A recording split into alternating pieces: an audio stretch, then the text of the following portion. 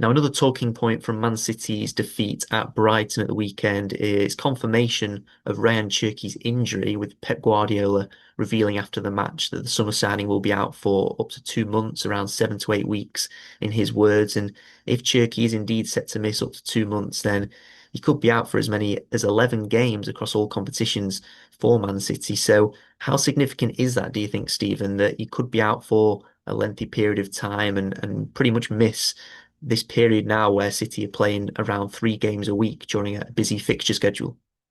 It's difficult. These are the games that you need someone like Shirky to adapt to the pace before it gets to the winter months, before the games get bigger and faster, and players get more tired. It's a massive blow if we're being honest, because we know that Shirky was brought in as a reaction to De Bruyne leaving. A creative playmaker, one of the most gifted ones in the world last season with Shirky. It's a massive blow for City's spontaneity though, and the creativity, because we were clearly going to lean on what he could bring to this City side, and he was one of City's signature signings. And 2 months is an awful long time in your first season, and there's nothing to say that that won't roll on a little bit longer. It might be short, it might be less, it might be more. We don't know, but that is a blow to City, because I think Shirky was very much in Guardiola's plans. I would have expected, and I think we saw signs against Spurs, Shirky to be a big part of how we're planning to keep the ball in this new Donnarumma, era, because we're not going to be as good with the ball at our feet, with Ederson not there anymore.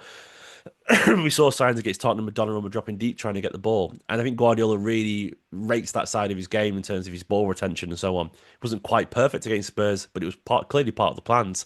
And that's not an option anymore. So we're going to feel the effects of that. Yeah, and in Cherki's absence, who do you think can sort of replace him and fill that creative void in Guardiola's team? It's a big year for Phil Foden. I think that's very obvious. I am expecting Phil to try and make up for lost ground. He's a very different player to Shirky, and Shirky's more instinctively creative.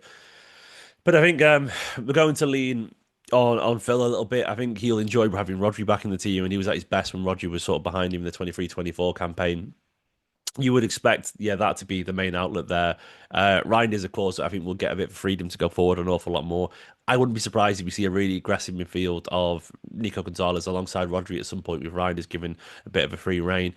And I think a lot of it will come from wide. Hopefully Savino comes back into this side focused and fresh and determined to have an impact on this City side.